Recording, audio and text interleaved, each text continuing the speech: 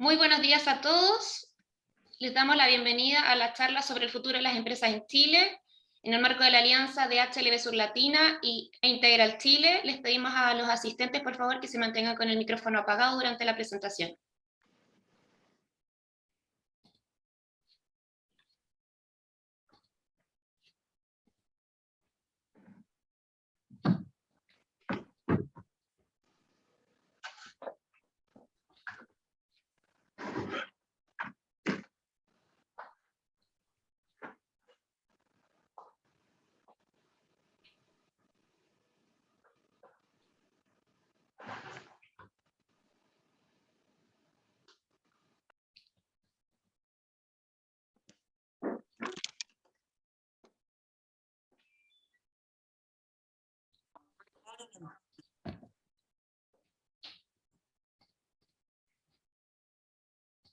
Buenos días a todos los que van llegando. Les reiteramos, por favor, que se mantengan con los micrófonos apagados. Vamos a esperar unos minutos para que se termine de conectar la gente que está en la sala de espera y comenzamos.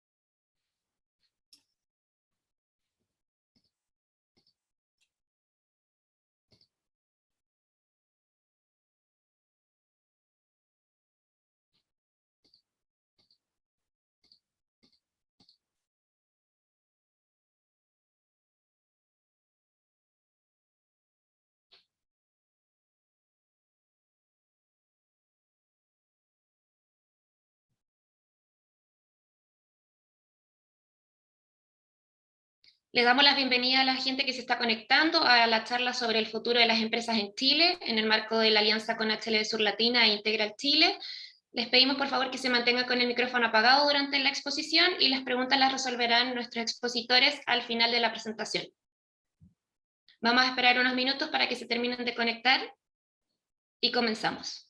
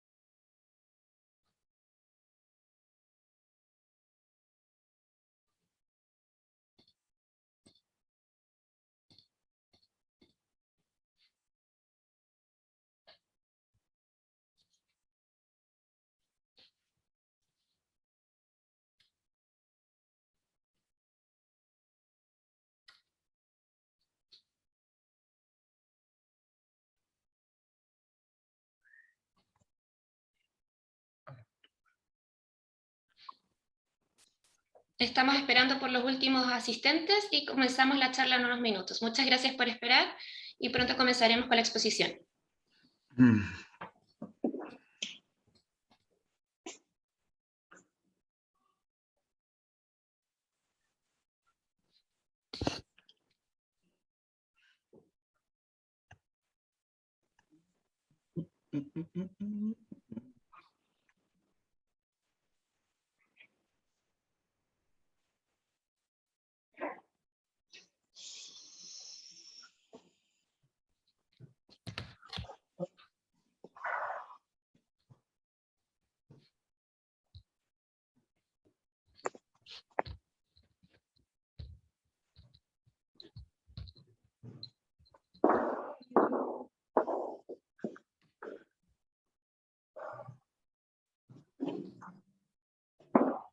Hola, buenas.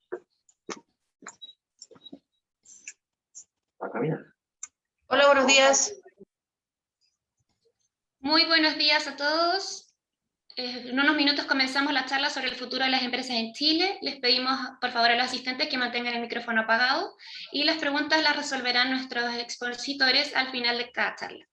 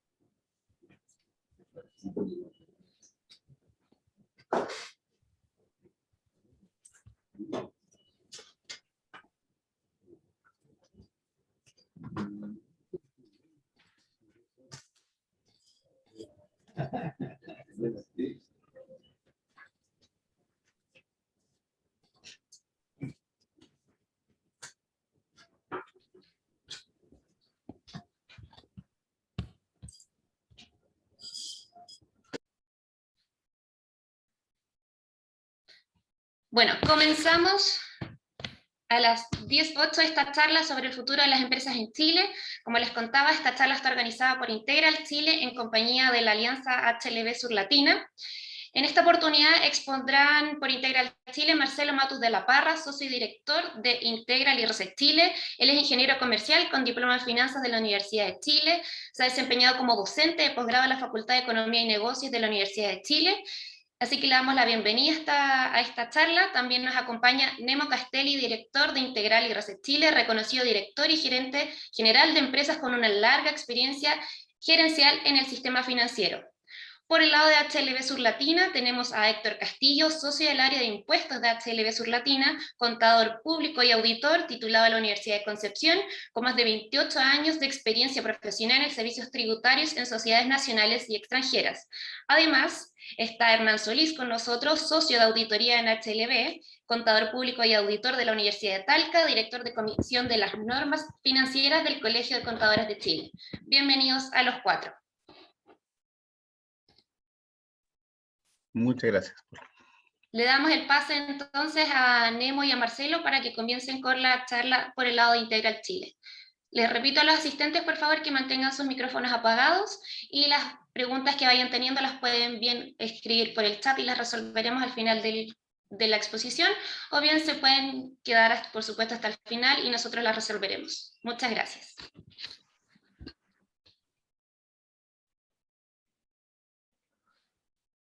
Muy buenos días, es un agrado estar con ustedes en compañía de nuestros asociados, nuestra alianza, la HLB Sur Latina, para comentar la coyuntura económica, las proyecciones y el entorno en que las empresas se van a desenvolver en los próximos años, los próximos meses y el próximo año.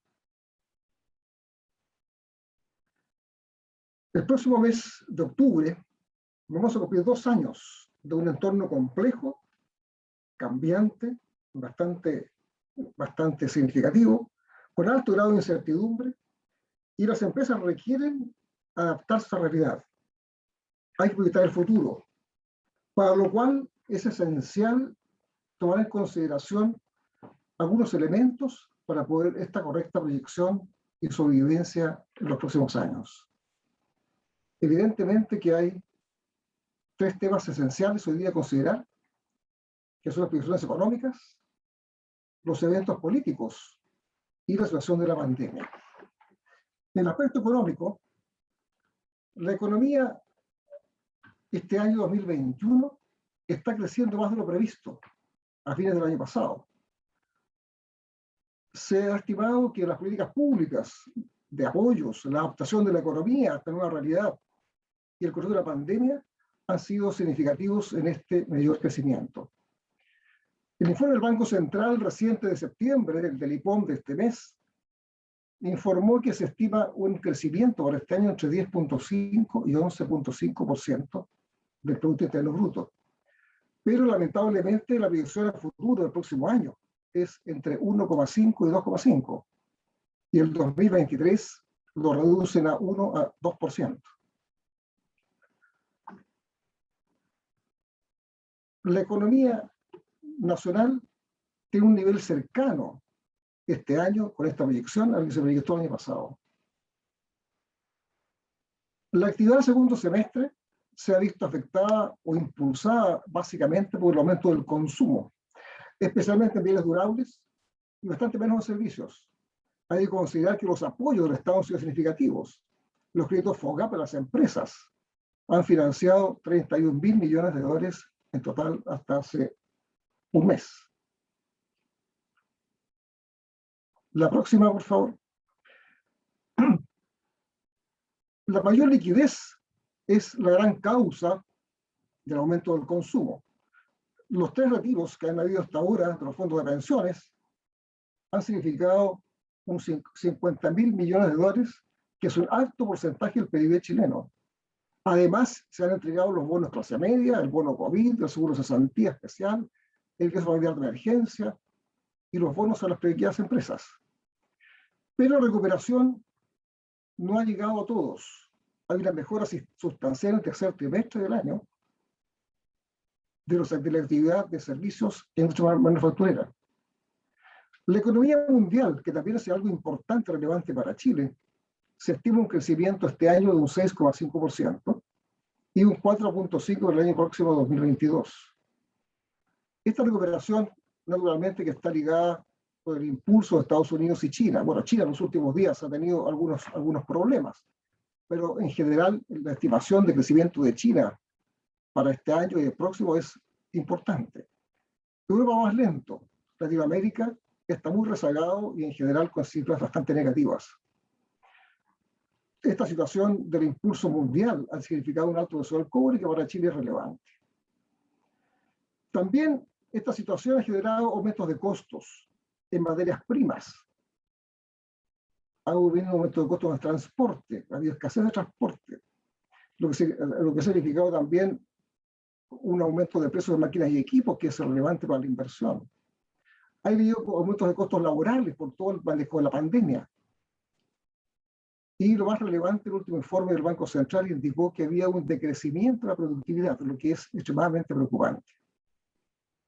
Se esperan también nuevas regulaciones e impuestos. Hay escasez de insumos en este minuto, los tiempos de entrega se han dilatado y el aumento del tipo de cambio también impacta en los costos. La inversión es un elemento esencial. Todas las aspiraciones sociales y proyecciones que se requieren para la sociedad chilena requieren de un crecimiento, requieren de financiar, y la inversión es básica. La inversión hasta ahora se ha recuperado solo parcialmente en algunos sectores. Ha aumentado la importación de máquinas y equipos durante este año. Pero si vemos la inversión extranjera, que es un ítem relevante para la economía nacional, en el último informe, el 42% de la inversión extranjera es energías renovables, que ya estaban previstas. El 40% es reinversión de utilidades. Y hay un 6% en minería. Por lo tanto, la inversión este año fue importante, pero lamentablemente por la composición deja bastantes dudas. Se proyecta para el próximo año 22 y el año 23 un nivel de incertidumbre, básicamente porque hay una escasa entrada de nuevos proyectos al stock de proyectos de inversión que se maneja en la Corporación de Bienes de Capital. Hay un problema de confianza, es el gran tema que se plantean los inversionistas. La tasa de inversión para este año es un 2%, que es bastante reducida. Vuelvo a insistir que la inversión es esencial para el empleo de calidad, el aumento de remuneraciones y para la satisfacción de los requerimientos sociales. Tenemos riesgos, obviamente. Como recién decía, una baja inversión. La evolución de la pandemia todavía no está 100% controlada. Hay una percepción, expectativas de certidumbre por los acontecimientos políticos. Hay un deterioro fiscal por mayor deuda. Hay un costo de intereses que va obviamente a subir. El Fondo de Estabilización Económica y Social, que tenía cerca de 23.000 millones de dólares, está prácticamente agotado. Hay que financiar programas sociales y se va a requerir mayor deuda a un mayor costo. La inflación, obviamente, el impulso al consumo ha generado inflación y fue una alerta que el Banco Central planteó bastante polémica en su último informe. Se estima un 5.7% para este año. Y la inflación, como se ha dicho, la inflación genera un alto costo social, es regresiva en lo social. Por lo cual, en mi opinión, el Banco Central está actuando correctamente al tratar de regular este impacto. El empleo asalariado también se ha recuperado parcialmente y también con bastante incertidumbre porque se ha producido una escasez de mano de obra. La cantidad de bonos y beneficios que han recibido muchas personas han generado evidentemente una paralización de la búsqueda de empleo. En el aspecto político, tenemos un entorno, una proyección 21-22 con un trabajo de la convención que va a demorarse inicialmente algo menos de un año y lo más probable es que se postergue 6 meses más. La nueva constitución, lo más significativo que ya se está pudiendo ratificar, es que van a haber cambios conceptuales, cambios de fondo. Tenemos elección de senadores y diputados ahora en noviembre, el próximo mes. Elección presidencial en noviembre, primera vuelta, y diciembre, segunda vuelta. Y asume un nuevo presidente y un nuevo parlamento en marzo. Entonces, tenemos los próximos meses, los próximos 6, 8 meses, una situación de un escenario político con incertidumbre significativa.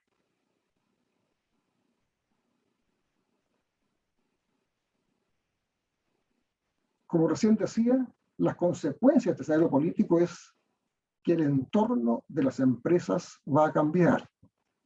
Probablemente van a cambiar temas legales, tributarios, costos, temas laborales y las condiciones en general del mercado.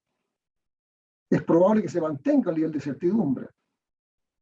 Todos esperamos que el nivel de certidumbre se vaya disminuyendo con el tiempo, pero la condición del escenario de los eventos que están previstos generan incertidumbre. Y en general, estos cambios van a tener un impacto en la operación de las empresas que hay que considerar. Hay un nuevo escenario en el país. Hay que financiar desafíos, demandas sociales. Y creo que hay consenso de que el país debiera buscar un nuevo futuro con un crecimiento de mayor equidad. Lo que es difícil y hay que financiarlo. La pandemia, tercer elemento que está en juego. Evidentemente que hemos tenido una mejora en los últimos 45 días contra la tercera dosis de refuerzo y vacunación de menores. Pero hay amenaza de nuevas cepas. La apertura que se ha desarrollado, sobre todo ahora en septiembre, lleva a mayor normalización, pero hay un riesgo de mayores casos. Está la experiencia en el hemisferio norte, en que se habla de una quinta ola. Ha habido aumentos en algunos países europeos, ha habido aumentos en Estados Unidos. La pandemia en general no está controlada en Sudamérica todavía. Hay países que han liberalizado algunas acciones, pero no está controlada. Hay incertidumbre de las consecuencias de esta mayor movilidad. El consenso aparentemente es que, como dice aquí en la lámina, falta mucho para el control real de la pandemia. ¿Se estima un plazo de 1 o 2 años? No sabemos. En conclusión, es esencial estar preparado para que la pandemia nos siga afectando los próximos 12, incluso 24 meses. Las empresas en este escenario y con todo este entorno que ha cambiado, Obviamente que tienen que tener objetividad y realismo en su administración. Hay que asumir que estamos en un entorno distinto en un país que está cambiando. La información es clave, actualizada, confiable y realista. Se requiere disponer de un financiamiento adecuado para esta nueva situación, para la nueva proyección que está haciendo la economía y el nuevo entorno de las empresas. Hay que implementar un control riguroso de gestión. Eso es fundamental para poder corregir errores y poder optimizar procesos. La correcta lectura del mercado y los cambios del entorno también es un elemento básico. Tenemos que revisar planes de negocios y presupuestos. Los planes de negocios que teníamos el año pasado o el año 2019, la verdad es que hay que revisarlos. Ya no son válidos. Hay una nueva mirada, un nuevo entorno, un nuevo esquema, un nuevo mercado, nuevos requerimientos, nuevos costos. Obviamente que todo esto se trasciende en la búsqueda de eficiencia, optimizando la operación, buscando la productividad y mejora continua. Evidentemente que esto requiere actualizar planes y programas de corto y mediano plazo.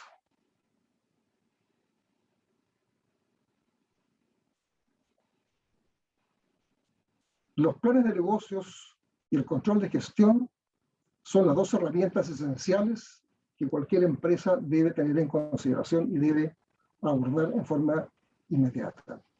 Como decía recién, los planes vigentes en 2020 o en 2019 ya no son válidos. Es esencial adaptar a las empresas a un nuevo entorno y a una nueva realidad. Generar nuevos planes.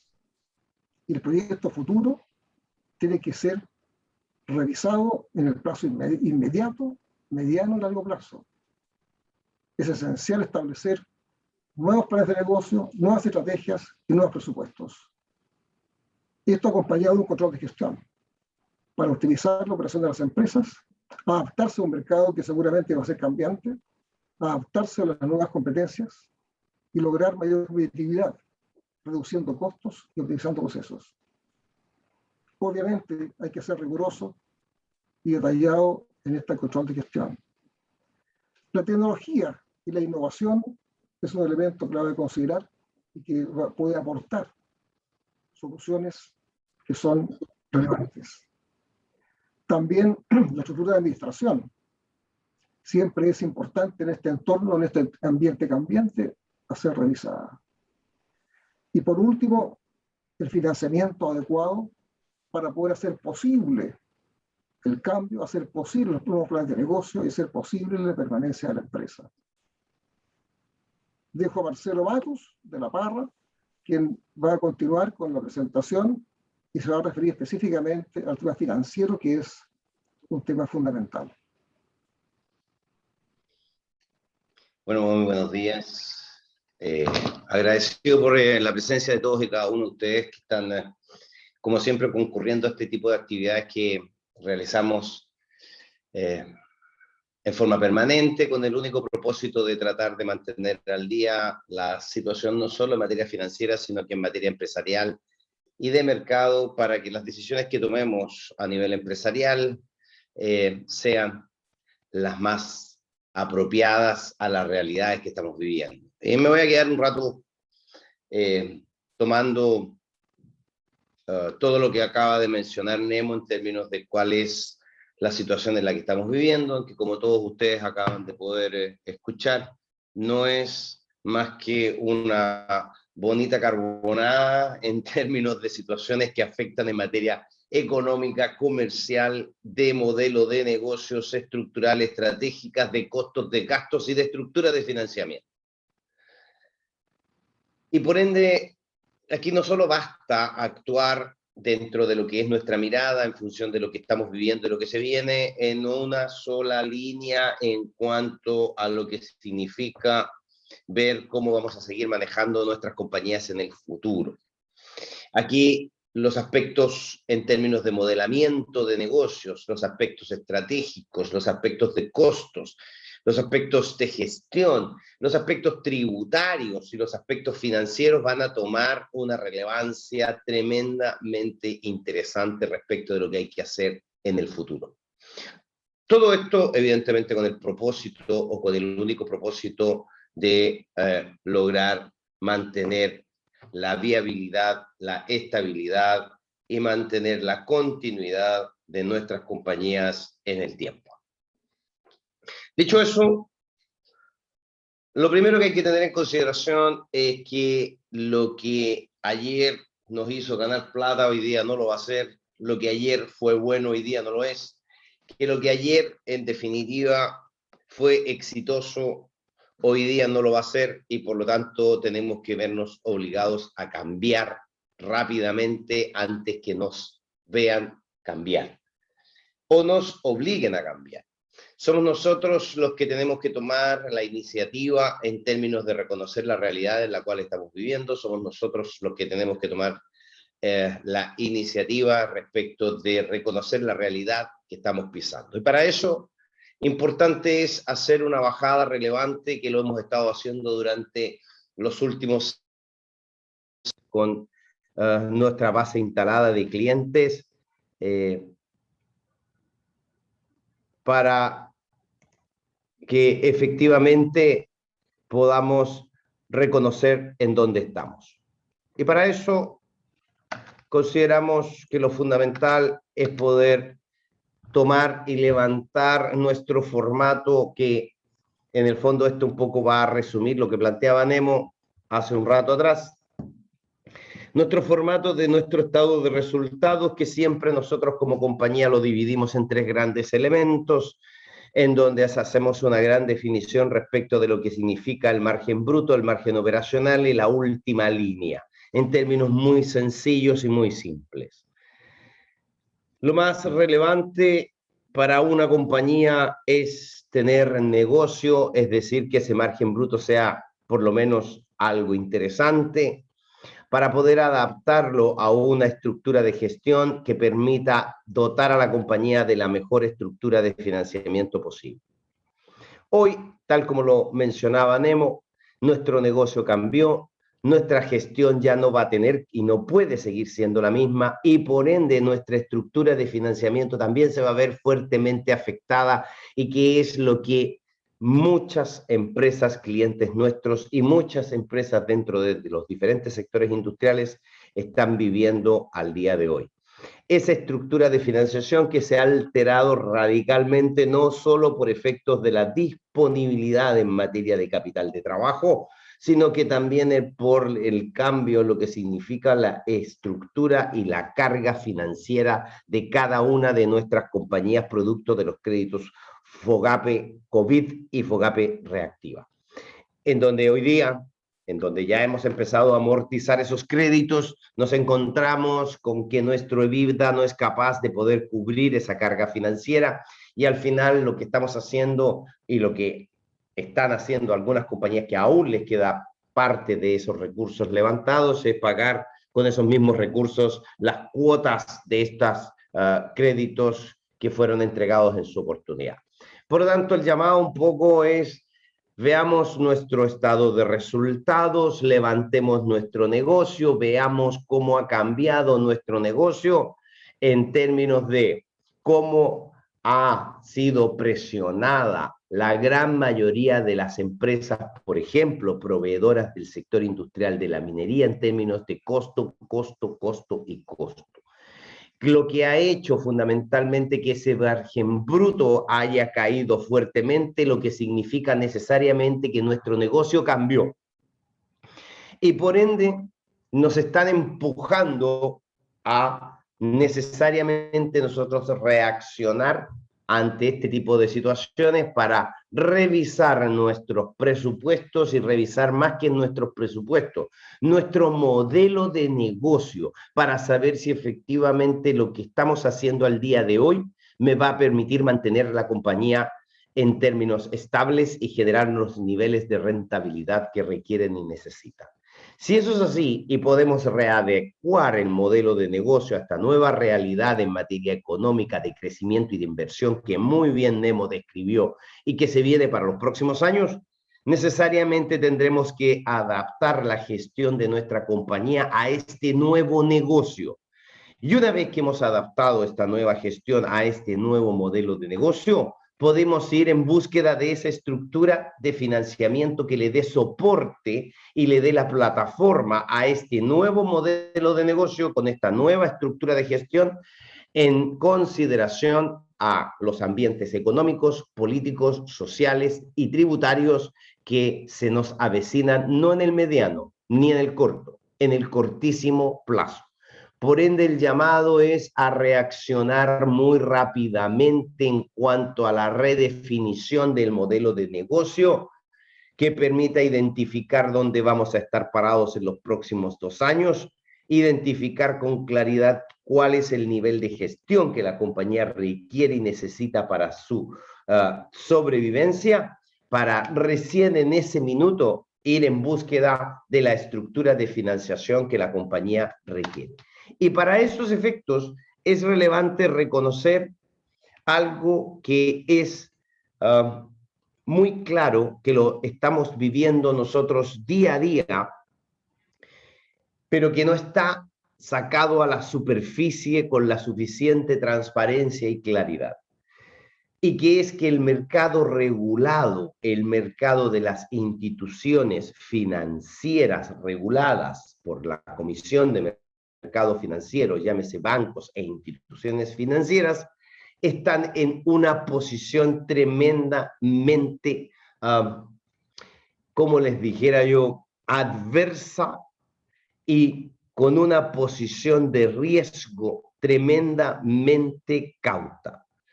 En otras palabras, tal como nos los han dicho algunos por allí, las empresas medianas en Chile con los créditos FOGAPE y FOGAPE Reactiva ya tienen el capital de trabajo que requieren, por lo tanto más plata no hay. Y nos estamos enfrentando a una posición de parte de la banca tremendamente restrictiva en cuanto a lo que significa el financiamiento de capital de trabajo. Y es a esa situación a la cual también tenemos que anticiparnos, porque ellos también tienen muy claro que todos los sectores industriales, independientemente de si ha ido hacia arriba o hacia abajo, han cambiado. ¿Por qué? Porque el mundo cambió, porque Chile cambió, porque el país cambió, porque los sectores industriales cambiaron, porque todo cambió. Y por ende hay que readaptarnos. Y ellos están percibiendo esa situación en todos y cada una de las empresas que conforman cada uno de los sectores industriales de nuestro país. Y por ende tenemos que reconocer que la posición de la banca tradicional es una posición tremendamente restrictiva, por lo menos en lo que significa el resto de este año y el próximo año. Y es ahí donde surgen siempre, dentro de determinadas situaciones, oportunidades en términos de otras instituciones financieras que están actuando en forma bastante agresiva, tomando posición bastante interesante y con la cual estamos trabajando hace ya más de un año, que son instituciones financieras no reguladas por la Comisión de Mercado Financiero, llámese Family Office, fondos de inversión, inversionistas privados e institucionales, que sí están actuando y tomando posición en materia de financiar o inversiones o capital de trabajo, a diferencia de lo que es el mercado regulado. Y por ende, lamentable o positivamente, como compañía vamos a tener que reconocer que vamos a tener que recurrir a ellos por lo menos en los próximos 2 años.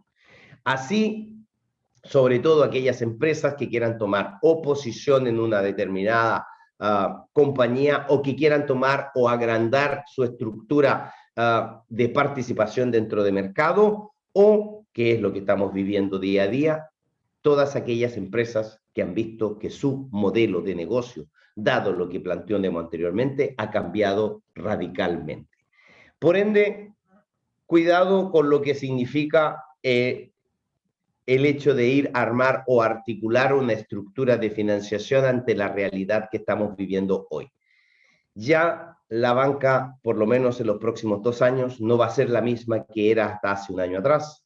Tenemos que reconocerlo y ser súper claros en eso, tener claridad de que tenemos que revisar nuestro modelo de negocio, reordenar nuestra gestión para recién allí ir a buscar esa estructura de financiación que los que más posibilidades están entregando para efectos de poder otorgar esa estructura de financiación son instituciones financieras no reguladas, tal cual como lo hemos mencionado recién.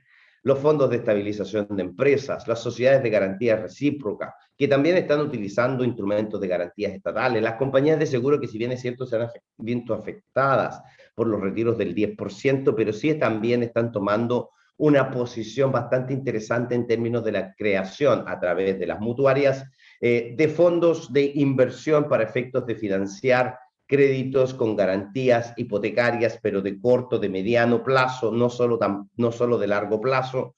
Tener en consideración también que aún está vigente el financiamiento internacional y también tener presente de no dejar fuera la ley 20.720 de procedimientos concursales de reorganización que nos permiten reestructurar los pasivos de nuestra compañía para poder permitir su continuidad y permitir su estabilidad, sobre todo en aquellas empresas que ven una situación relativamente inestable por situaciones que son efectivamente ajenas a su voluntad.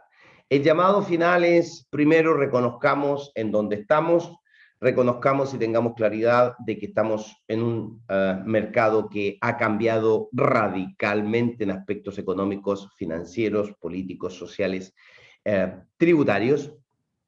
Revisemos nuestra posición como compañía en términos de negocio, en términos de gestión, y recién allí vamos a buscar la estructura de financiamiento que requerimos. Pero cuando vayamos a buscar esa estructura de financiación, tengamos claridad que la banca regulada ya no es la misma y que tengamos claridad también de que existen otras instituciones financieras no reguladas que están tomando una posición bastante interesante y con las cuales sí se pueden armar y articular estructuras de financiación al alero de esta nueva realidad que estamos viviendo. Muchas gracias y dejo ahora con ustedes a nuestros queridos amigos de Surlatina para efectos de que vean cómo los cambios tributarios van a empezar también a afectarnos a nuestra realidad empresarial.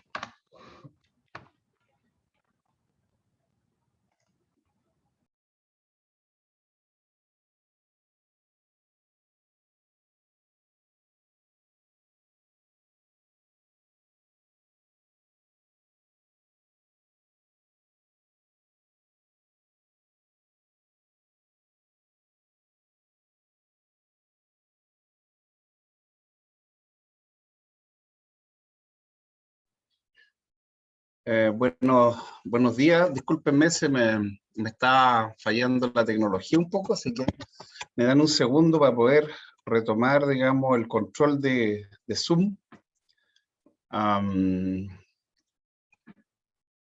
Por ahí vamos.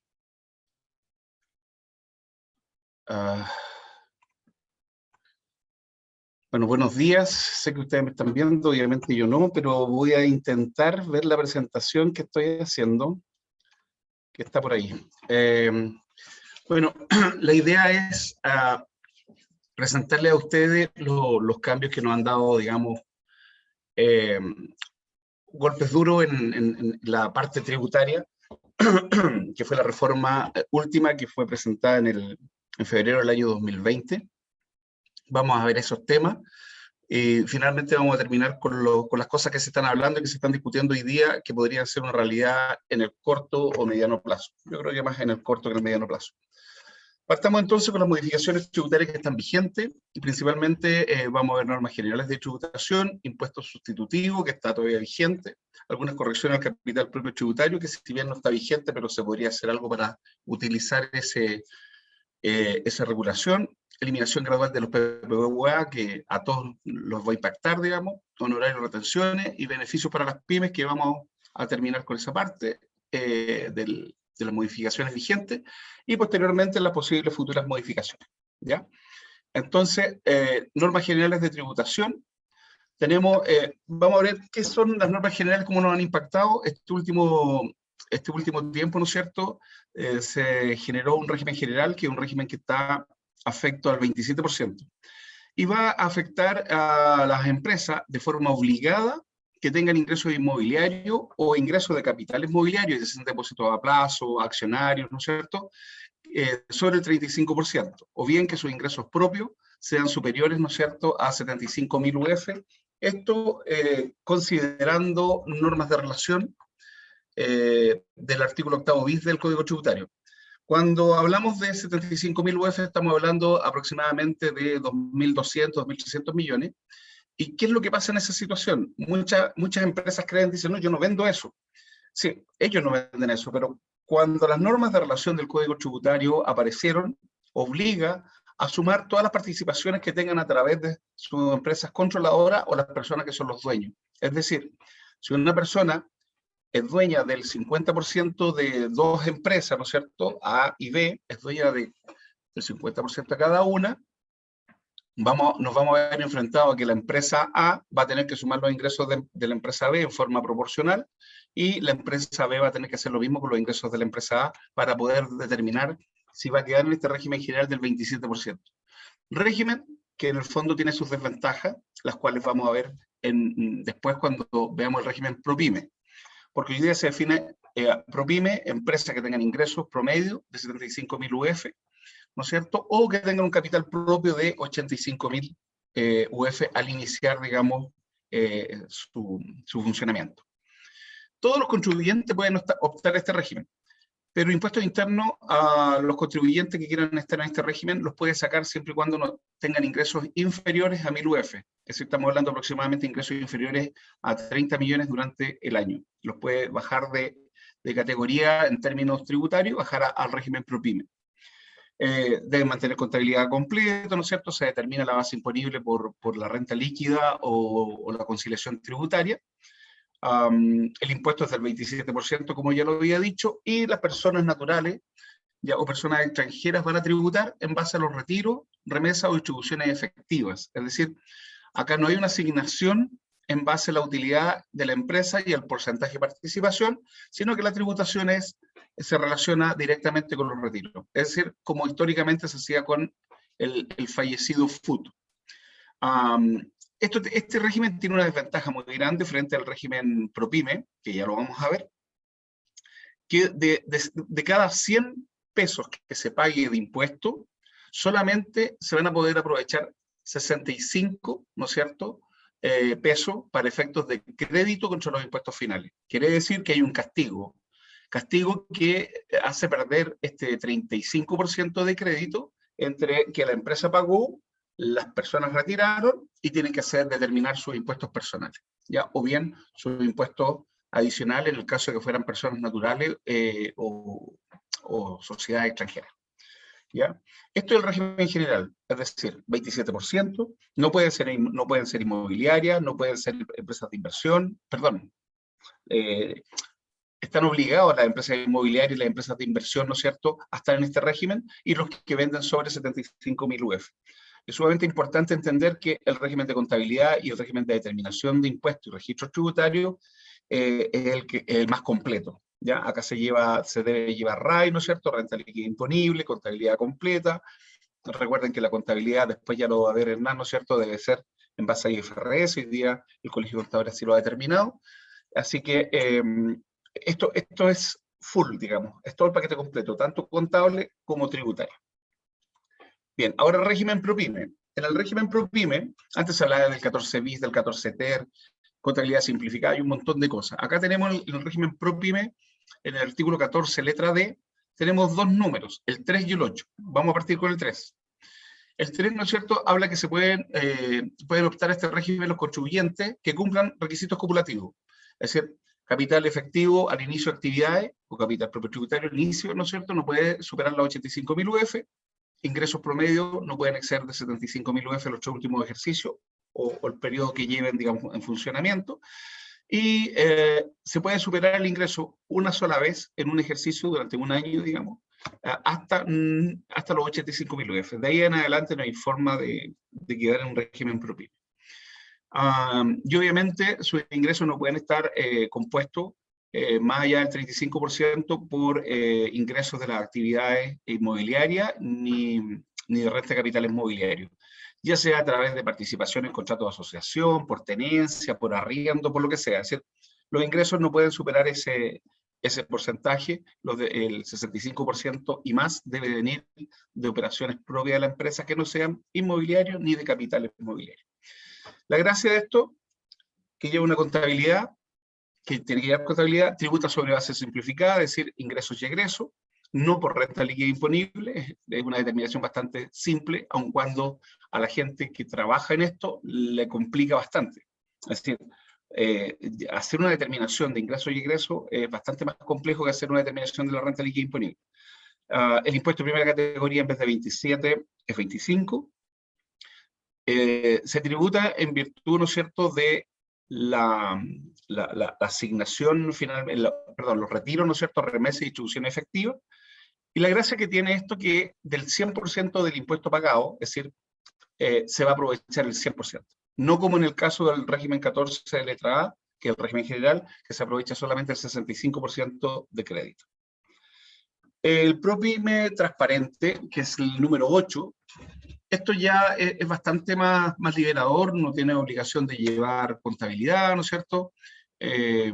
No, son ingresos y egresos, y básicamente la tributación en este caso se inclina hacia las personas físicas, ya que la empresa puede no pagar impuestos de primera categoría, y sencillamente se distribuye la utilidad del periodo, ¿ya? Esto significa que si la empresa ganó 100, ¿no es cierto?, los dueños van a tener que tener en su global complementario los 100 como base de tributación. Sin crédito, si no pagó impuesto de primera categoría, porque puede pagarse, pero no es obligación que la empresa pague, por lo tanto, no está ese juego de que yo pago ahora y logro la devolución después. No, esto paga el global complementario y se acabó, y la plata se puede hacer lo que uno quiera con ella. ¿Ya? Después de eso, ¿no es cierto?, ¿quiénes pueden optar a este régimen? Tienen las mismas condiciones de la situación anterior, es decir, el capital efectivo al inicio no puede superar las 85.000 UF, algo así como 2.500 millones, y los ingresos promedios básicamente no pueden superar los 2.200 millones bajo operación propia o normas de relación, que era lo que yo les explicaba inicialmente. Es decir, no puedo estar relacionado con un montón de empresas que venden 70.000 UF, que sean varias empresas, porque sería bastante simple que yo hiciera 10 empresas que vendieran 70.000 UF, ¿no es cierto? Y así ocupo este sistema de tributación simplificado. No me lo permite. Es decir, las normas de relación me obligan a que si yo soy dueño de toda esa empresa, a sumar los ingresos, y normalmente me va a dejar un régimen general. Bien, bueno, otras cosas del ProPyme transparente, la asignación en base a las utilidades, ¿no es cierto?, la participación que se tiene en base a los estatutos societarios, o el capital pagado. Es decir, usted no ha pagado capital, bueno, distribuimos en base a la participación de las utilidades o la obligación que tiene el capital. Si se pagó algo, y por ejemplo, yo me hago socio con una persona, está la persona A, la persona B, la persona A solamente ha pagado el capital, bueno, la asignación de las utilidades va solamente a la persona A, si es que nada se dice en los estatutos sociales. ¿Ya? Las utilidades finalmente se graban con impuesto global complementario. En el caso de las personas físicas o personas o sociedades extranjeras, se paga el impuesto adicional. Es decir, en Chile, ¿no es cierto?, el global complementario es el impuesto que grava a las personas, y el impuesto adicional grava a los extranjeros, sean estos personas físicas o sociedades. Bien, el control de los ingresos, normalmente la gente ocupa aquí el registro de compra y venta, pero tienen que considerar ustedes que, por ejemplo, un gasto de arriendo, si yo pago arriendo por una oficina o por un galpón, ¿no es cierto?, que no tiene instalaciones ni permite desarrollar una actividad, eso no va a haber factura. Al no haber factura voy a tener un comprobante de arriendo. Por lo tanto, lo importante acá es tener un libro timbrado o hoja foliada por el Servicio de Impuesto Interno, de tal forma de llevar este control de ingresos y egresos, y no solamente el registro de compra y venta, que les puede aumentar la base imponible. Bien, vamos a pasar a otra cosa que se llama impuesto sustitutivo. El impuesto sustitutivo, un impuesto que termina en abril del año 2022, la posibilidad de pagar, digamos, tiene que ver con el FUT. Tiene que ver básicamente con las utilidades, ¿no es cierto?, que quedaron hasta el 31 de diciembre del 2016. Este impuesto es sustituto de los impuestos finales, es decir, nosotros no vamos a pagar ningún impuesto más. Esto se paga ahora, por ejemplo, lo puedo pagar ahora este mes de septiembre, ¿ya? Y yo, este monto de utilidades que quedó, por ejemplo, 100 de utilidades que quedaron el 31 de diciembre del 2016 y se mantienen aún vigentes mis registros tributarios, ya yo puedo pagar un 30% de impuestos, descontando los impuestos que ya pagó la empresa anteriormente. Supongamos que tenía pagado tasa promedio 20, pago un 10% por las utilidades que quedan, y bueno, esas utilidades se liberan de toda tributación. La gracia principal de esto no es solamente la tasa rebajada o reducida que estamos pagando en relación al bloque complementario, que podría llegar a una tasa del 40%, sino que además que yo las puedo dejar ahí y retirarlas cuando quiero, cuando las necesito. Por lo tanto, si yo tuviese que empezar a pensar en un poquito de planificación, que esa palabra no debería usarla, pero si empiezo a pensar un poco en planificación, lo que podría hacer es que si retiro todos los años, voy a poner un número cerrado, 100 millones de pesos, bueno, saco 50 de los registros habituales y 50 millones de este registro, de estas utilidades que ya liquidaron su impuesto y que no están obligadas a pasar por el bloque complementario. Es una forma quizás de bajar la tasa impositiva o bajar la base tributable, ¿no es cierto?, para las personas que son los socios accionistas de las empresas. Bueno, esta opción, ¿no es cierto?, termina hasta el 31 de diciembre del 2021, pudiendo solicitar el beneficio hasta el 30 de abril del 2022, es decir, lo puedo pagar hasta esa fecha. ¿Quiénes pueden optar a esta situación? Régimen general, la gente del 14A, y el régimen ProPyme, ¿no es cierto?, del 14D número 3. Principalmente porque la del 14D número 8 está de régimen transparente, tiene otra forma de asignar las utilidades del pasado, ¿no es cierto?, y las distribuye en los periodos que vienen. Es la forma de ir liquidando las utilidades históricas. ¿Ya? Bueno, es una opción irrevocable y la verdad que presenta beneficio previo estudio y análisis de si conviene o no económicamente el pago de este impuesto. Bueno, conceptos básicos, saldo de STUT, que sería el FUT finalmente, ¿no es cierto? Hay que ver cuál es el monto menor, entre el RAI, que son los registros de la renta afecta impuestos actuales, ¿no es cierto? Y los saldos totales de utilidades tributables. El monto menor es el que se puede considerar, ¿no es cierto?, para el pago de este impuesto, menos la imputación, menos los retiros, ¿no es cierto?, distribución efectuada durante el periodo. Bien.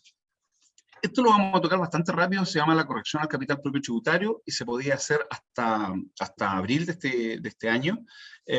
Básicamente considera que cuando yo determino el capital propio tributario y le resto el capital aportado actualizado, me da un monto. Ese monto deberían ser las utilidades que yo tengo registradas en los registros tributarios.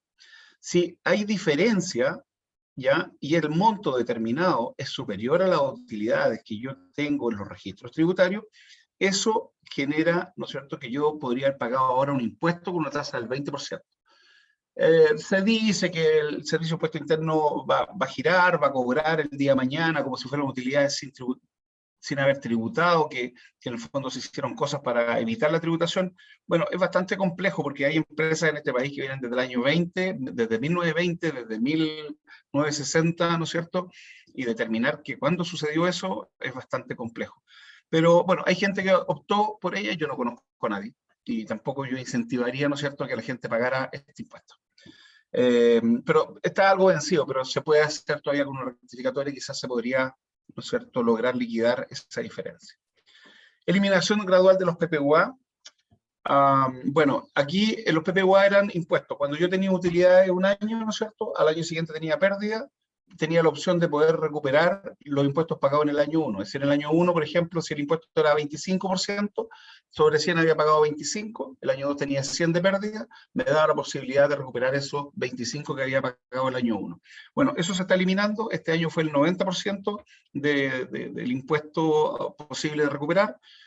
Ahora viene el 80, después el 70, después el 50 y al final ya a contar del año 2024 ya no se va a poder recuperar ese impuesto. Así que acá hay que poner ojo, hay que ver cuál es la organización que tienen los grupos empresariales, porque hay muchas situaciones que a veces tenemos empresas con utilidad, empresas con pérdida dentro de un grupo empresarial, que hay distintos actores. Bueno, lo que hay que ver es sentarse a la mesa, hacer el mapa y determinar si conviene o no recuperar los impuestos y si los dueños, ¿no es cierto?, los accionistas, los directorios están de acuerdo con la metodología que uno puede emplear. Pero esto se va a acabar, entonces es como, ¿lo quieren o no lo quieren? Es casi como un regalo. Honorarios y retenciones, Bueno, la mayoría sabe que la gente que daba boletas de honorario históricamente tenía una situación, entre comillas, ventajosa frente a la que estaba contratada como empleado. ¿Por qué? Porque finalmente recibía antes el 90% de los ingresos, las personas que trabajaban como empleados obviamente cerca del 80%, y además de eso, muchas de estas personas recuperaban esa retención después de la declaración de impuestos. Bueno, esa situación cambió cuando cambió la ley de pensiones, y lo que se creó, ¿no es cierto?, fue una ley que dice que hay que, la gente, los independientes, los que trabajan con boletos de honorario, tienen que cotizar seguro, ¿no es cierto?, de invalidez y sobrevivencia, la seguridad social de accidente del trabajo, el tema de la ley sana, ¿no es cierto?, y todo lo que es la cotización para efectos de jubilación. Por lo tanto, se determinó un número, 17%, y lo que se ha hecho con esto es que se ha incrementado, ¿no es cierto?, gradualmente, se está incrementando el porcentaje de retención que se debe aplicar a las boletas de honorario. Y esa retención también sirve para cubrir esta cotización previsional, ¿ya? De tal forma de que tanto los empleados independientes como los empleados dependientes tengan cotizaciones previsionales, ¿ya? Finalmente para que el fisco no se haga cargo de esto. Entre comillas, lo administra a través de esta mayor retención, ¿ya? Después tenemos beneficios para las pymes. Hemos visto un par de beneficios. El principal y más importante, diría yo, en los impuestos directos, está en que la tasa para las empresas ProPyme, hablábamos del 14D número 3, 14D número 8, es que la tasa de impuestos baja por estos 2 años, hasta el año 22, del 25 al 10%. Es decir, las empresas van a pagar sobre su base imponible el 10% de impuestos. Eso, si no me equivoco, y puedo equivocarme, el 1988 fue 10%, en 1989 fue 0, en 1990 creo que fue 10 y después ya subió al 15. Así que esto es una tasa, la verdad, muy, muy abajo. Ahora, el castigo después está cuando la gente quiere sacar este dinero y le va a afectar en su valor complementario, pero eso puede ser parte de planificar. Un 15% menos, es decir, prácticamente un 60% menos de impuestos es bastante, así que a aprovecharlo y a sacarle beneficio a eso. Reducción en la tasa de PPM, la verdad que para mi gusto no es un beneficio cortoplacista, no es un beneficio a largo plazo. Y lo otro interesante es la devolución de los remanentes de crédito fiscal. Es decir, todas las empresas que entre el 1 de marzo del 2020 y el 31 de mayo del 2021 hubiesen generado crédito fiscal o remanente de crédito fiscal, no solamente por compra de activos fijos, sino que por cualquier situación, por servicio, por adquisición de algo, y estén generando remanente, o tengan remanente generado hasta el 31 de mayo, les doy la noticia que tienen hasta el 30 de septiembre, hasta ahora ya, de solicitar la devolución de estos remanentes. Eso es importante porque tiene que ver con los flujos de las empresas. De ahí Nemo, ¿no es cierto, Marcelo? En términos de flujo financiero les podrán explicar más el costo que tiene no sé, ir a la banca, ¿no es cierto? Y obtener un financiamiento. Bueno, aquí hay un financiamiento bastante blando y barato. Ahora, eso siempre y cuando no venga una venta grande el mes que viene, si no lo van a tener que volver de inmediato. Es importante que entiendan que este remanente solamente generado hasta el 31 de mayo del 2021 y se puede solicitar hasta el 30 de septiembre del 2021. Así que revisen su formulario 29 en la empresa, vean si tienen remanente, vean cuándo se originó y presenten la solicitud, porque la solicitud es en línea, ni siquiera hay que ir al servicio de impuestos internos. Bien. Patentes municipales, lo vamos rapidito, hay una prórroga, ¿no es cierto?, de poder pagar en cuotas, en 6 cuotas, todas las 2 cuotas de este año, sin multas ni intereses, son solamente beneficios para las empresas que no tienen ingresos superiores a 100.000 UF, más o menos 3.000 millones de pesos. La patente de alcoholes también se pueden pagar en cuotas un par de periodos, ¿ya? Y hay una condonación también de intereses y multas que corresponden al pago de patentes de alcoholes vencida al 31 de enero del 2021. En términos de patente, la verdad que depende mucho, porque eso depende de que el capital de la empresa sea muy alto, si este punto es relevante o no es relevante. Tenemos algunos beneficios del impuesto territorial, ¿no es cierto? Que las 4 cuotas del trimestre de 2021, las 4 cuotas del año 2021 se pueden pagar el año 2022.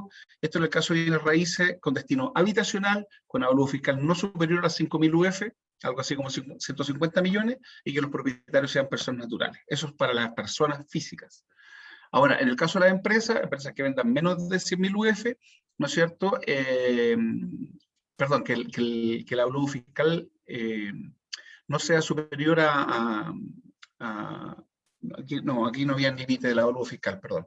Que las dos primeras cuotas de los trimestres del 2021, es decir, la de marzo y la de junio, se puedan postergar hasta el 2022, ¿no es cierto?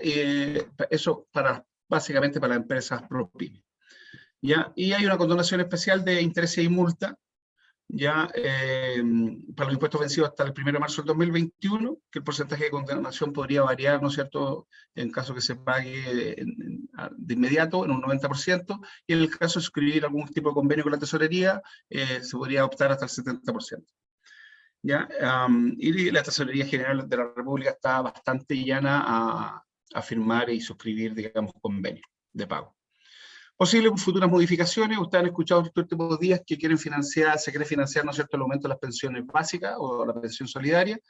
Y vamos a partir mencionando que el primer punto, ¿no es cierto?, que vendría a cubrir este aumento de pensiones es que grabarían con 5% la ganancia de capital de instrumentos que cuenten con presencia bursátil.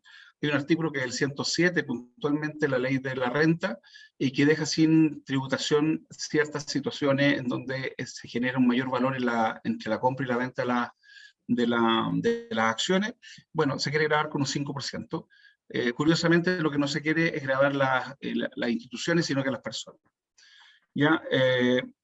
Hay una disminución parcial en el crédito del IVA a la construcción. Las empresas constructoras, la gente que trabajaba en construcción, en empresas constructoras me entenderá, hay un 65% de crédito para las viviendas que tengan un valor inferior a 2.000 UF, y ese crédito se le rebaja de alguna forma al comprador. Bueno, ese crédito se quiere disminuir, ese beneficio se quiere disminuir del 65 al 32,5% en forma transitoria. Aquí viene algo que va a afectar a todos y a varias personas que trabajan en empresas que no tienen IVA. Es decir, por ejemplo, nosotros damos servicio de consultoría y se quiere afectar, ¿no es cierto?, con IVA todos los servicios profesionales, exceptuando la educación y el transporte pasajero. Eso quiere decir que los servicios médicos, todos los servicios irían con IVA. Todo lo que hoy día no se graba con IVA, en general iría con IVA. Eso pasa en países como Argentina, pasa con Colombia. Acá la verdad que estábamos bastante liberados de eso. No sé si será un gran aporte. Tenemos eliminación de los beneficios de los seguros de vida, los impuestos a la herencia. Los seguros de vida no están grabados con impuesto a la herencia, se quieren grabar con impuesto a la herencia.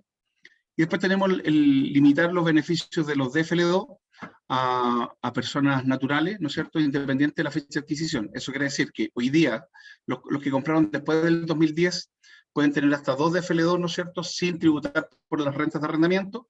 Lo que se quiere hacer con esto es eliminar ese beneficio para las personas que adquirieron bienes de DFL2 antes del 2010. ¿Ya? Otros puntos a revisar: posible aumento del impuesto a las grandes empresas del 27 al 30%. Se están negociando, otra de las cosas que se están haciendo desde el punto de vista tributario son los tratados de doble tributación con Estados Unidos, Emiratos Árabes, India y Países Bajos, que se encuentran suscritos pero no vigentes, que se deben seguir negociando y tienen que los congresos dar su autorización.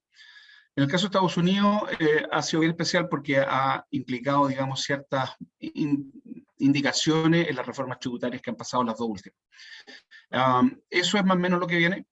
Disculpen hacerlo tan rápido, pero no queremos tampoco invadirlos con tanto tiempo. Así que cualquier duda, al final las pueden mandar por el chat. Así que espero que no haya sido mucha información en poco tiempo. Así que gracias por escuchar. Ahora los dejo con Hernán, que va a ver el tema financiero contable.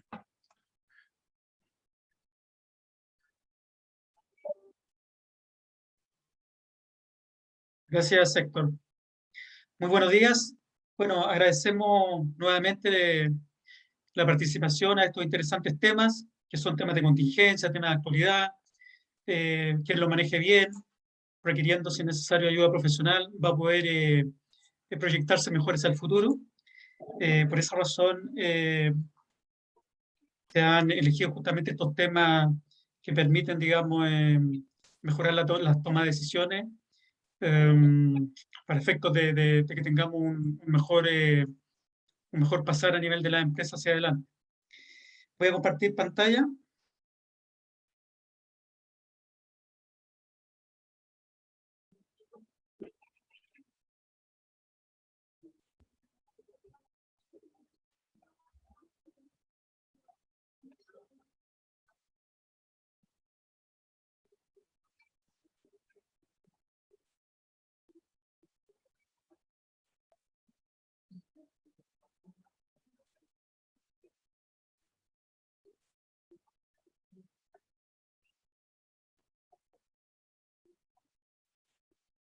Ahí me parece que ahí estarían viendo bien Sí. la presentación. Sí, Sí, perfecto. sí, se está viendo.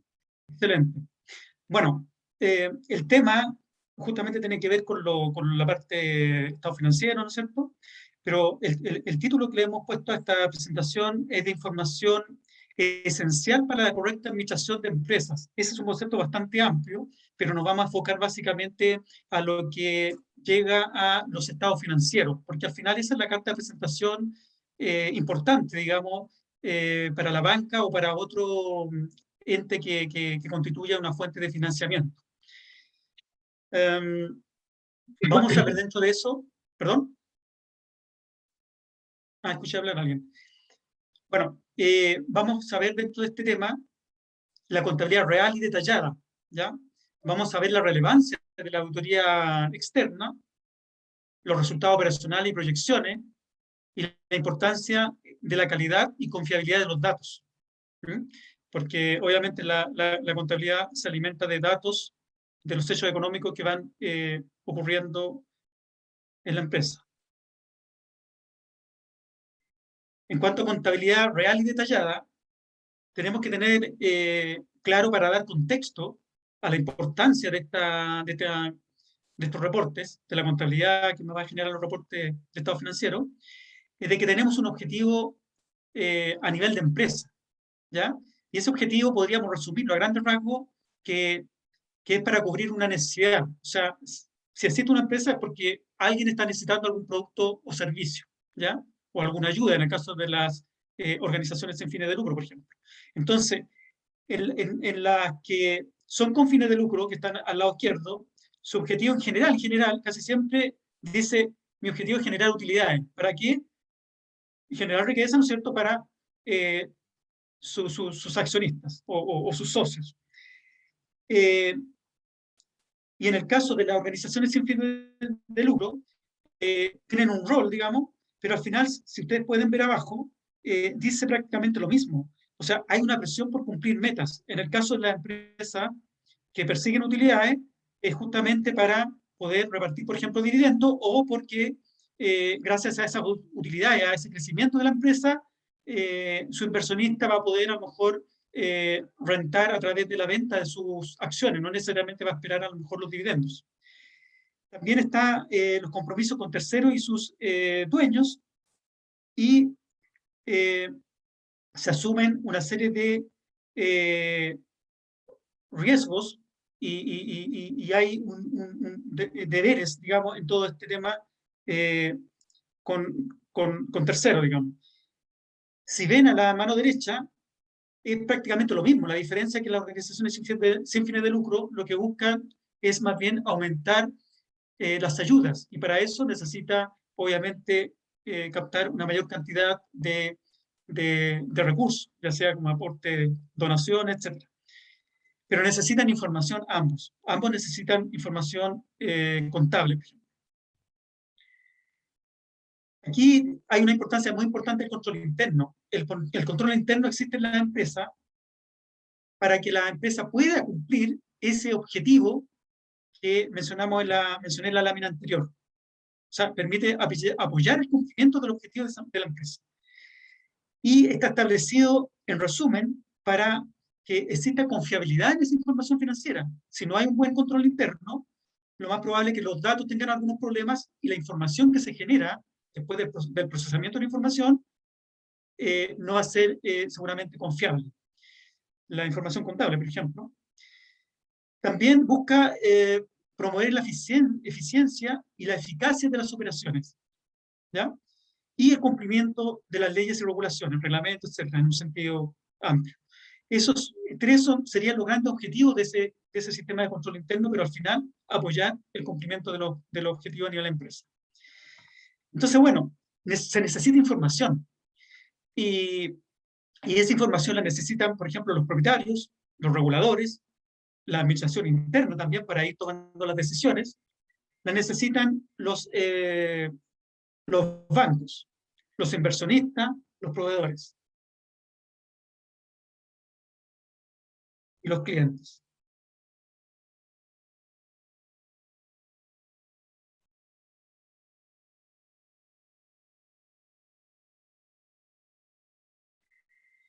En esta contabilidad real y detallada hay ciertos paradigmas sobre la contabilidad y la teneduría de libros.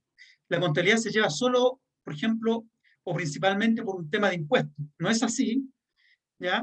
Se habla de la contabilidad tributaria. La verdad es que la contabilidad tributaria, en estricto rigor, no existe. La contabilidad tiene que ser financiera. Los otros son parámetros para efectos de pago de impuestos. Por eso existe la famosa renta líquida imponible, que la idea es, esta es la contabilidad financiera, y le tengo que hacer agregados y deducciones para un tema de pago de impuestos, para una base para pagar impuestos. Otro paradigma es que puedo aplicar los PSG a Chile. No, a contar del 1 de enero del 2013 es obligatorio en Chile aplicar las NIF, que pueden ser por NIF full o por NIF para pyme, que son un poquito más simplificadas y de menor costo.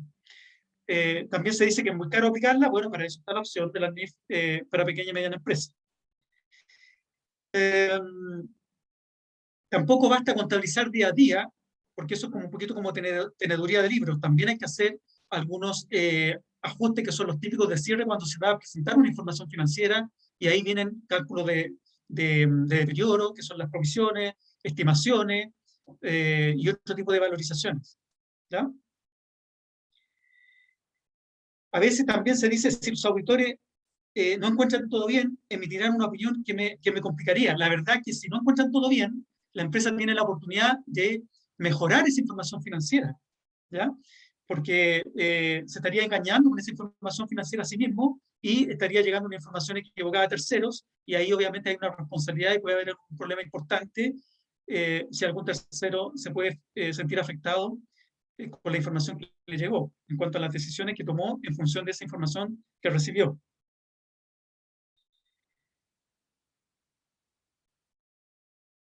La importancia de la capacidad de la adaptación y dar soporte al cambio tiene relación con reorientarse al mercado objetivo, cambiar los productos o servicios, sobre todo con este tema de lo que está ocurriendo, ¿no es cierto?, por lo que tiempo atrás el estallido social, después la pandemia, todas las situaciones ahora que estuvo comentando Nemo Castelli, ¿no es cierto?, son relevantes, y Marcelo.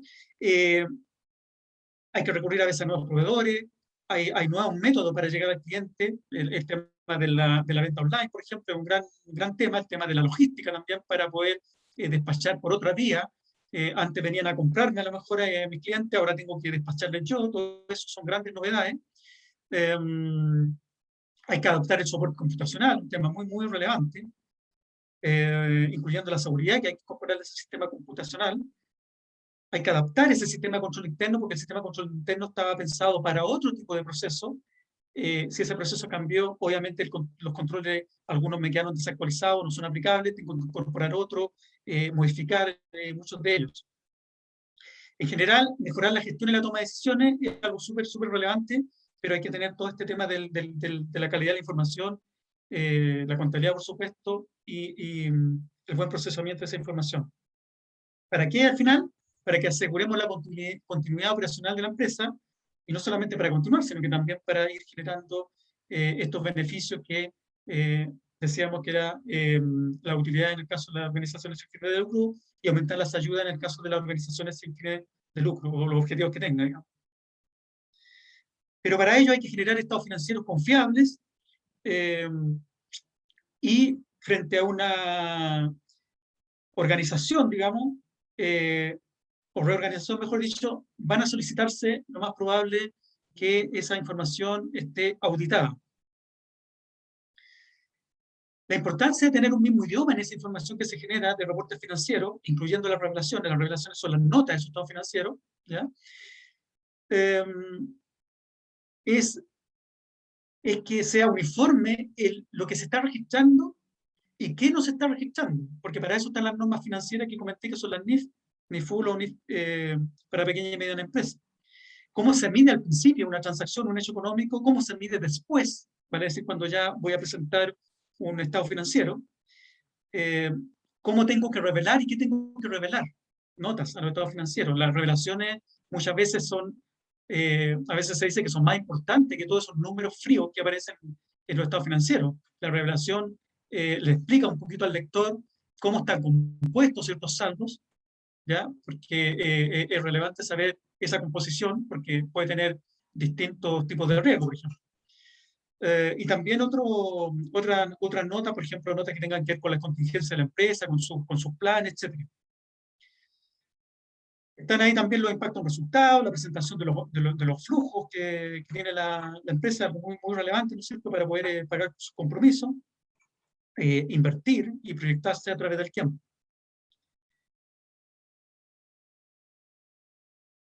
¿Cuál es el desafío de aquellas sociedades que no cuentan con estado financiero en NIF, ni PYME, o no auditan su estado financiero? Bueno, van a tener que hacer una convergencia para subirse a este cargo de este tipo de normas, las normas internacionales, y van a requerir una validación independiente por una empresa de autoridad de estado financiero. ¿Para qué? Para que esos estados financieros sean confiables para los interesados. Porque obviamente si alguien quiere tomar una decisión, necesita que esa información sea creíble. Y obviamente no le puede creer sin que un tercero independiente se lo diga con respecto a esa información que le está entregando una empresa X. Y además esa empresa X podría tener algún error involuntario porque no conoce a lo mejor muy bien las normas, y para eso está el auditor, para que le pueda detectar algunas situaciones y al final se hagan todos los ajustes para que esa información termine siendo confiable y bien utilizada por los usuarios. Pero todo esto, ¿qué va a significar con el tema de la NIF? Que se va a requerir bastante más información a nivel de toda la empresa. Hay que participar, esto no es un tema contable solamente, del área de contabilidad. El área de operación, el área comercial va a tener que proporcionar información. Van a haber a lo mejor algunas entidades externas o personas profesionales externos que van a tener que colaborar en esto. Por ejemplo, tasadores, para determinar algunos valores razonables, se denomina en la norma. Y obviamente tienen que tener las competencias profesionales suficientes. Esos estados financieros básicos que toda empresa tiene que tener de acuerdo a las NIF. Está el estado de situación financiera, que antes se llamaba el balance general, ¿no es cierto? Tiene que estar el estado de resultados, que ahora es más amplio, no solamente el resultado del ejercicio, sino que también un resultado, un proyecto un poco que se proyecta más adelante, con la parte no realizada, podríamos decir. Por eso se llama estado de resultados integrales. Está el estado de cambio en el patrimonio, que muestra las variaciones. El estado de flujo efectivo, con una presentación de 3 clasificaciones. Y las notas, hay unas notas que son generales, donde está el criterio contable, por ejemplo, y después viene nota de detalle, donde descomponen algunos saldos, y hay otras notas más de otro tipo, digamos, más descriptivas, por ejemplo, de contingencias, de hechos posteriores y temas de ese tipo. Una contabilidad real y detallada, con esa contabilidad, ¿qué se puede ver en los estados financieros por parte de un banco, un inversionista? Se pueden ver muchísimas cosas que están ahí, no voy a ir al detalle, pero estas son solamente algunas. Y por ejemplo, está cuál es la capacidad de pago y la velocidad de reacción que tiene una empresa, por ejemplo, frente a una situación que le ocurra. ¿Por qué? Porque se va a poder ver cómo están los flujos a través del estado de flujo de efectivo. Se puede ver también cómo anda su margen. Si tiene problemas en el margen bruto, por ejemplo, puede estar complicada la empresa porque ya está teniendo una pérdida justamente con lo básico, porque obviamente después tiene que pagar también los gastos de administración para que genere el margen después neto. Se pueden ver cómo se podría proyectar hacia adelante, digamos, en base a ese flujo de caja.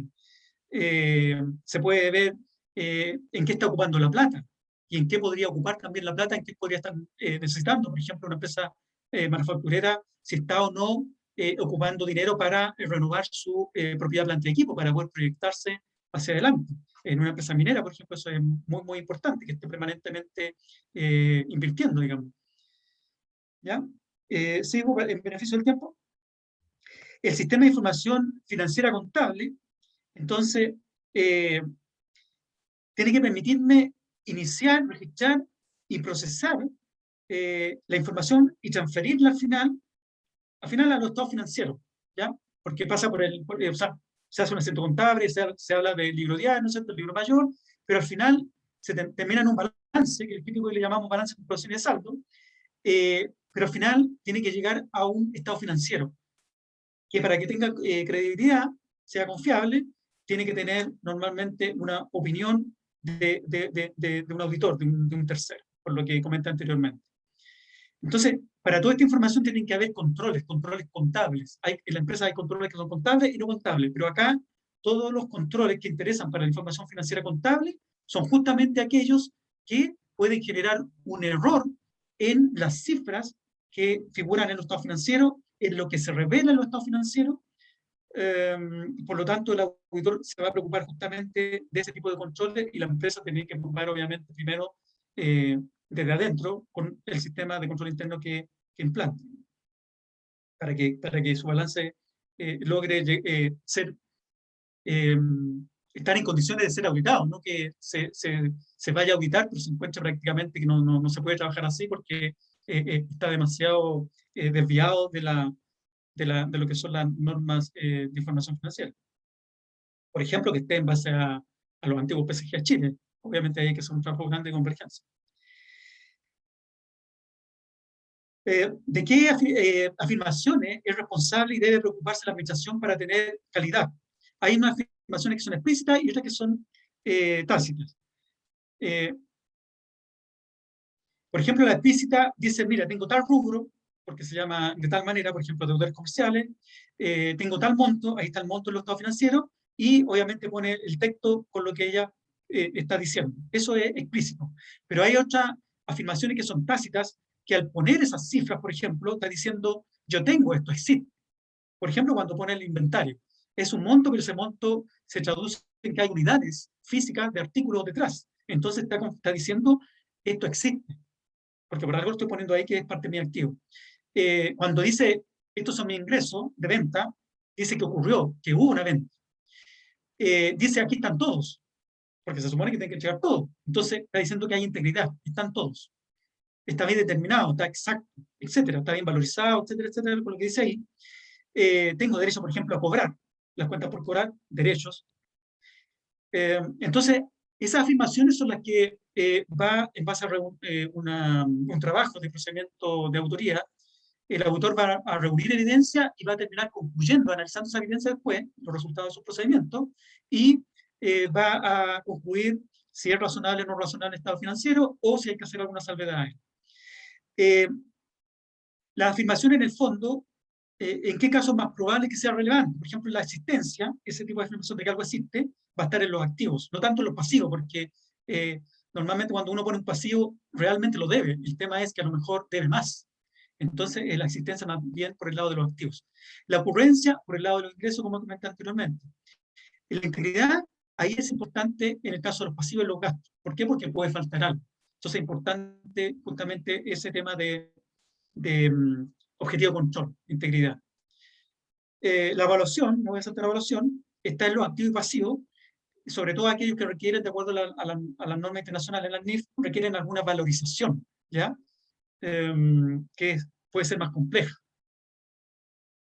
Ahí están las cuentas por cobrar que comenté, y algo muy importante, como dije anteriormente, la revelación, incluyendo la presentación, o sea, dónde va en los rubros del estado financiero una determinada saldo por transacción.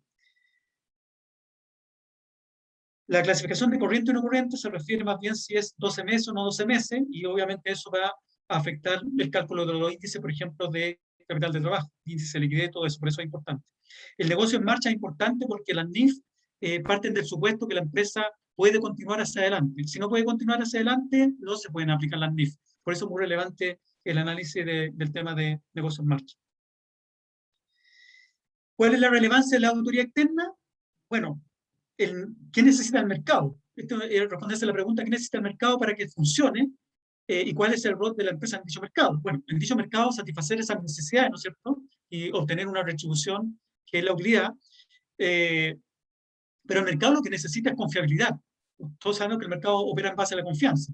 Entonces, para tener confianza, necesita información de buena calidad y que alguien diga, sí, esto está bien puedo tomar decisiones en base a esta información. Y ahí está la relevancia del auditor externo. ¿Cuál es la carta de presentación común para conseguir financiamiento? Muéstrenme su estado financiero, muéstrenme porque ahí yo voy a ver su posición económica financiera. Pero muéstrenmelo de acuerdo a las reglas vigentes en Chile. Eso es la NIF, ¿no? No me muestre algo que está en base a algo que si alguien lo va a revisar, va a decir que esto no concuerda con las normas que están rigiendo acá, y además que no lo voy a poder comparar en mi análisis con otras entidades a lo mejor del mismo rubro, porque usted está aplicando otro tipo de parámetros. Por ejemplo, se quedó en los PSGH. De partida le faltarían una gran cantidad de revelación. Entonces es importante la calidad, el cumplimiento del nivel definido como estándar para que la información financiera sea fidedigna. De esa calidad estamos hablando. ¿Y cómo se resume esto? Que la empresa y su personal cumple con un control interno apropiado, como lo comenté anteriormente, y que sus estados financieros están cumpliendo con estas normas internacionales. ¿Qué contienen los estados financieros, incluyendo sus notas?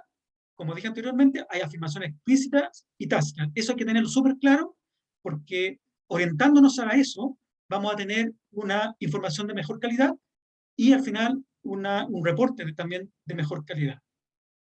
Y los autores vienen después a emitir su opinión. ¿Qué pasa con el resultado operacional y proyecciones? ¿Me está quedando pocas láminas? Bueno, los resultados operacionales, sus márgenes, ¿no es cierto?, de la empresa, las proyecciones que va a tener hacia adelante, todo eso va a mejorar si tenemos buena calidad de la información, ¿ya? De los datos, de cómo se procesan, cómo llegan a la contabilidad, cómo se preparan en el reporte y cómo se validan por un tercero. Mejorarán la toma de decisiones, por ejemplo. ¿Ok? Y la importancia de la calidad y confiabilidad de los datos, ¿ya? Está que tengamos claro que los datos tienen que ser precisos, tienen que estar disponibles y tienen que ser accesibles. No sacamos nada con tener datos bien precisos, pero no están disponibles, o disponibles me refiero en un lugar apropiado, pero que también pueda ir a acceder a ellos. Por ejemplo, a veces están restringidos por alguna clave que nadie sabe y se quedaron ahí los datos. Entonces, teniendo esos tres elementos, voy a poder generar una confiabilidad de los datos y con un adecuado proceso de esto, voy a poder generar una buena información, un buen reporte, y voy a tomar buenas decisiones, voy a poder hacer lo que dice ahí abajo, buenas proyecciones de lo que es mi empresa. Eso es básicamente, es bastante corto el tiempo porque hay mucho que hablar en este tema. Así que muchas gracias y quedamos de vernos seguramente en otra ocasión con algunos otros temas interesantes. Gracias, Hernán. Gracias, Héctor. Abrimos entonces la ronda de preguntas en el caso de que algún asistente quiera preguntarle algo tanto al equipo de Integral Chile o de HLB Sur Latina. Pueden abrir sus micrófonos y sus cámaras en el caso de que sí lo quieran para hacer las preguntas a los expositores.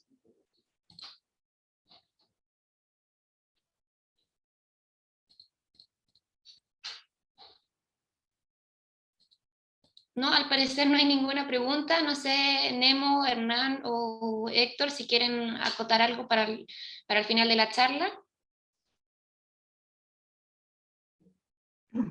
Básicamente, Melissa, agradecer la presencia de todos los que estuvieron en la charla y solamente reiterar que estamos disponibles para cualquier consulta, profundizar algunos temas, alguna información específica, porque la verdad es que los próximos 12, 18 meses no son fáciles.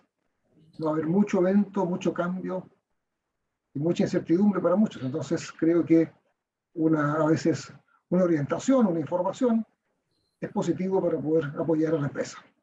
Entonces, muchas gracias. Exactamente, agradecemos entonces la participación de los expositores. Héctor, no sé si quieres decir algo también. Sí, bueno, por nuestra parte, muchas gracias a todos los que participaron, gracias a Integral, a todo el equipo, ¿no es cierto?, que hace todo lo posible para llevar hacer factibles estas presentaciones. Así que gracias Nemo, gracias Hernán, que es del equipo de acá, ¿no es cierto? Gracias Marcelo, gracias Melissa por todo lo que hicieron. Y a los que estuvieron, nos estamos viendo pronto. Muchas gracias.